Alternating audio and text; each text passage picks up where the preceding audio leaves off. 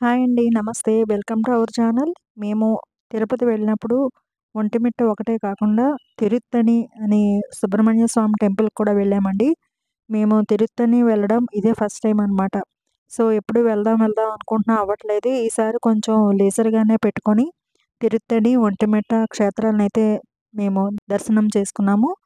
So, Tirupati నుండి తిరుత్తణికి ఒక 60 kilometres ఉంటుందండి. మేము ట్రైన్‌లోనే వెళ్ళాము. 1 ½ అవర్‌లోనే అక్కడికి వెళ్ళిపోయాము. కానీ ఇటు సైడ్ అంతా తిరుపతి నుండి మొదలుకొని అటువైపంతా కూడా అంటే ట్రైన్స్‌లో గానీ, బస్సుల్లో గానీ అన్నీ కూడా ఆరోగ్యకరమైన ఫ్రూట్స్ అమ్మడం చూశానండి. ఆ ఫ్రూట్స్ కూడా నీట్‌గా కట్ చేసి కవర్స్‌లో పెట్టి చక్కగా అమ్ముతున్నారు. అలా చేస్తే అందరికీ చాలా మంచిగానే అనిపిస్తుంది కదా! చూడ్డానికి, తినడానికి కూడాను. ఆరోగ్యం కూడాను చ అంటే మిగతావన్నీ కాకుండా ఫ్రూట్స్ అమ్మడం బాగా అనిపిచ్చింది మాకు చూడడానికి. ట్రైన్‌లో అయితే కొబ్బరి బొండాలు కూడా అమ్ముతున్నారు. 50 రూపీస్ అంట. కానీ బావుంది. వాటర్ తక్కువుంది. మార్నింగ్ 10కి ట్రైన్ ఉంటుంది. ఆ ట్రైన్‌కి వెళ్ళిపోతే కరెక్ట్‌గా 12కి దింపేస్తారు. మనం 12కి పైకి అంటే తిరుత్తణి స్టేషన్‌లో దిగి అక్కడి నుండి కొండపై ఉంటుంది స్వామివారి ఆలయం. సో, కొండకు వెళ్ళడానికి ఒక ఆటో ఏదైనా మాట్లాడుకోవాలి. బస్ అంటే బస్ స్టాండ్‌కెళ్ళి మళ్ళీ బస్ ఎక్కాలి పైకి. అలా కాకుండా డైరెక్ట్‌గా స్టేషన్ నుండే ఒక ఆటో పెట్టేసుకున్నాము. మేము ఐదుగురం ఉన్నాం కాబట్టి ఒక 200 ఇచ్చాము ఆటోకి. సో, పైకంటే అది తిరుత్తణి కొండ అన్నది చాలా చిన్న కొండేనండి. ఎక్కువేం లాంగ్ కాదు. దానికిప్పుడు మెట్లు కూడా కడుతున్నారంట. సో, మెట్ల ద్వారా కూడా వెళ్ళొచ్చు తర్వాత ఫ్యూచర్‌లో. ప్రెజెంట్ అయితే అందరూ ఇలాగా బళ్ళు, ఆటోలు, బస్సులు, కార్లు వాటిల ద్వారానే ఎళ్తున్నారు. మనకు వైజాగ్‌లో ఋషికొండ వెంకటేశ్వర స్వామి టెంపుల్ ఉంటుంది కదా! ఆ కొండ అంతా ఉంటుందనమాట ఈ కొండ కూడా. తిరుత్తణి మేము వెళ్ళేటప్పటికి 12:30 అయిపోయిందండి. అందువల్ల అక్కడ అభిషేకం అవుతుందంట. సో, అభిషేకంకి ఆపేశారనమాట. మేము లైన్‌లో స్టక్ అయిపోయాము. రూ. 100 లైన్‌లో తీసుకున్నాము. జనం అంతగా లేకపోయినా కూడా ఫ్రీ దర్శనం అంటే కొంచెం దూరం నుండి చూపిస్తారు స్వామిని. అదే రూ. 100 టికెట్ అయితే కొంచెం ముందుకెళ్తామనమాట. ఎక్కడైనా ఉన్నది అదే కదండీ! సో, అందుకని మేము రూ. 100 టికెట్ లైన్‌లో స్టక్ అయ్యాము. టికెట్లు ఇవ్వకుండా అలాగా లైన్‌లో నించోబెట్టారు. 12:00కి అభిషేకం జరుగుతదంట. పంచామృత అభిషేకం. సో, ఆ అభిషేకం కూడా మనకి టికెట్ ఉంటుందండి. 12 లోపల అయితే టికెట్ ఇస్తారంట. ఆ టికెట్ తీసుకుంటే మనం అభిషేకం టైంలో ఆ దేవుడి సన్నిధిలో ఉండొచ్చు. ఇప్పుడైతే మేము పైకి కొండపైకి వచ్చాము. ఇక్కడ కూడా చూడండి అన్ని ఫ్రూట్సే అమ్ముతున్నారు. ఇక్కడ ఒకటి చూసానండి. ఇలా కావిళ్ళతో పట్టుకెళ్తున్నారు. తర్వాత పంతులు గారికి అడిగాననమాట. కావిళ్ళతో ఏం తెస్తారండి అని. ఆయన అయ్యప్ప స్వామి ఇరుముడు కట్టేటప్పుడు ఏమేమి వేస్తారో అవన్నీ అంటే ఓన్లీ కొబ్బరికాయలో నెయ్యి వేసి వేస్తారు కదా! అది కాకుండా మిగతావన్నీ వేసి తీసుకొస్తారమ్మా అని చెప్పారు. మొక్కుకుంటే అలా చేస్తారనమాట.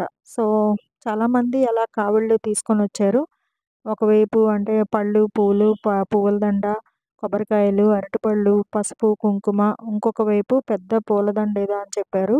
సో, అలా తీసుకువస్తారంట. ఇంకా ఇవి చూడండి ఇవి అమ్ముతున్నారు. నేను తీసుకున్నాను. ఎందుకంటే ఇంతకుముందు ఎప్పుడో పళని వెళ్ళినప్పుడు అక్కడ ఇలాంటిది ఒకటి కొని హుండీలో వేయడం మర్చిపోయాననమాట. సో, అందుకని అప్పుడిది ఇక్కడ వేసి మొక్కు తీర్చుకోవాలనుకోని మళ్ళీ తీసుకొని ఇక్కడ నేను వేశాను. అలాంటిదే రూ. 100 చెప్తున్నారు. సో, ఇక్కడికి మెయిన్‌గా అంటే తమిళులు ఇలవేల్పుగా చెప్పుకోవచ్చండి సుబ్రహ్మణ్య స్వామి తిరుత్తణిది.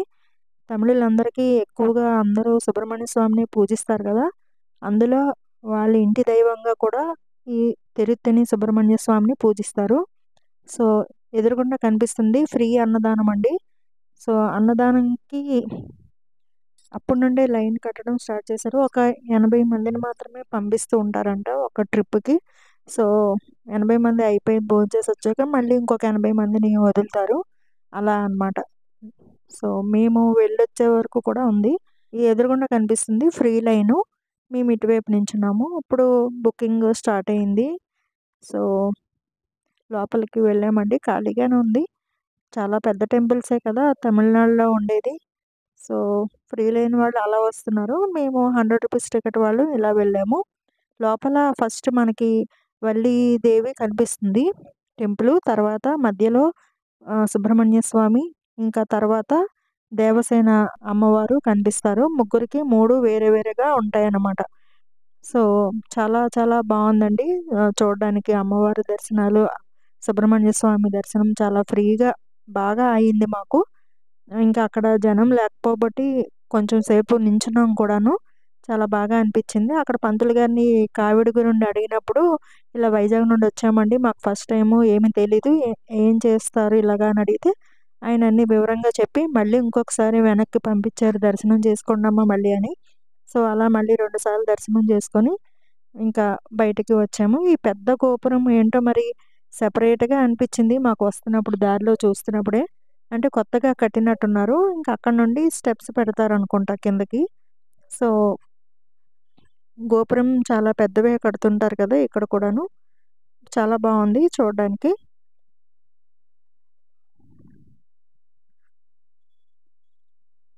ఇంకిక్కడ సుబ్రహ్మణ్య స్వామికి కోళ్ళు, మేకలు కూడా కానుకలుగా ఇస్తుంటారంట. మరి చాలా విచిత్రంగా, ఆశ్చర్యంగా అనిపిచ్చింది. అంటే సుబ్రహ్మణ్య స్వామికి కోళ్ళు, మేకలు కానుకగా ఇవ్వడం ఏంటో అని. మరి ఇక్కడ ఇప్పుడే జస్ట్ ఒక కోడిపుంజుని ఇలా ఎవరో భక్తులు మొక్కుకున్నాళ్ళు వాళ్ళు ఇటువైపు విసిరారు. సో, అది ఇంకా దేవస్థానం మరి తర్వాత ఏం చేస్తుందో తెలీదు. సో, ఇలా అన్నమాట. ఒక కోడిని, ఒక మేకని అయితే నేను చూసానండి. సో, దర్శనమైపోయింది. చాలా ఫ్రీగా దర్శనమైపోయింది. కొత్తగా పెళ్ళైన వాళ్ళు కూడా ఇక్కడికి వెంటనే అదే బట్టలతో మొక్కు తీర్చుకోవడానికి వస్తుంటారు. చాలామంది తలనీలాలు సమర్పిస్తున్నారు. వాళ్ళు తమిళోళ్ళకి మరి ప్రత్యేకత కదా ఇది. ఈ క్షేత్రాన్ని దర్శిస్తే మనశ్శాంతి దొరుకుతుందని ఒక నమ్మకమండి. ఇక్కడికి శ్రీరాముడు కూడా రావణ సంహారం అంటే రావణుడిని వధించాక రామేశ్వరంలో ఈశ్వరుని ఆరాధిస్తారు. సో, అక్కడ ఈశ్వరుడు చెప్పగా ఈ తిరుత్తణి క్షేత్రానికి వచ్చి ఇక్కడ సుబ్రహ్మణ్య స్వామిని కూడా పూజిస్తారంట రాములు. సో, అప్పుడు ఆయనకి మనశ్శాంతి అనేది దొరుకుతుందటండి. అలాగే అర్జునుడు కూడా తీర్థయాత్రలు చేస్తూ ఇక్కడ తనికేశన స్వామి అంటారంట ఇక్కడ ఈయన్ని. సో, ఇక్కడ వారిని కొలిచి ఆయన కూడా మనశ్శాంతిని పొందారు. అలాగే శ్రీ మహావిష్ణువు కూడా ఈ క్షేత్రంలోనే సుబ్రహ్మణ్య స్వామి పూజ చేసి ఆయన పోగొట్టుకున్న శంకు చక్రాల్ని తిరిగి పొందారంట. సో, ఇంకా అలాగే చాలా మటుకు మనశ్శాంతిని కలుగజేసేది అని అంటుంటారు. ఇక్కడ ప్రసాదమైతే ఎంత అద్భుతంగా అమృతంలా ఉందండి. నిజంగా పరమాన్నం వండారు. చాలా చాలా టేస్ట్ చాలా చాలా బావుంది. ఇక్కడ ఇలా తాళాలవి ఎందుకేస్తారో అర్థం కాలేదు. అంటే సొంతింటి కల నెరవేర్చుకోవాలనే ఉద్దేశంతో తాళాలు వేస్తారేమో! ఇక్కడ సుబ్రహ్మణ్య స్వామి తాలూకా శూలం ఉంది. అక్కడ కొబ్బరికాయలవి కొడుతున్నారనమాట. అండ్ ఇక్కడ మేము అన్నప్రసాదానికి కూడా లైన్‌లో ఉన్నాము. చెప్పాను కదా! ఒక 80 మెంబర్స్ వరకే పంపిస్తుంటారు. సో, మేము వెయిట్ చేసాము మా టర్న్ వచ్చేంత వరకు. కరెక్ట్‌గా మేము ఆ గేట్ దగ్గరికి రాగానే ఇంకా ఆపేసారనమాట. సో, మాకు ఇంకా ట్రైన్ మళ్ళీ బస్సు టైం అయిపోతుందని చెప్పి ఇంకా అన్నప్రసాదానికి మాకవ్వలేదు తినడానికి.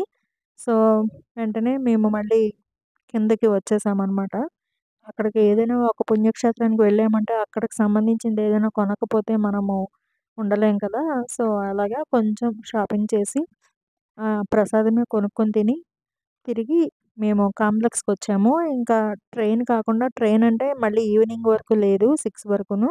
మాది అన్నీ అయినప్పటికి 3 అయిపోయింది. సో, 3:00కి మళ్ళీ మేము కిందకి దిగి తిరుపతి వెళ్ళే బస్ ఎక్కి ఇంకా డైరెక్ట్‌గా తిరుచానూరు వెళ్ళిపోయాము. సో, అదండి ఈ తిరుత్తణి తాలూకు విశేషాలు. మీకు ఈ వీడియో నచ్చితే లైక్ చేయండి, షేర్ చేయండి, కామెంట్ చేయండి. Please subscribe our channel Kalapini stories. Thank you.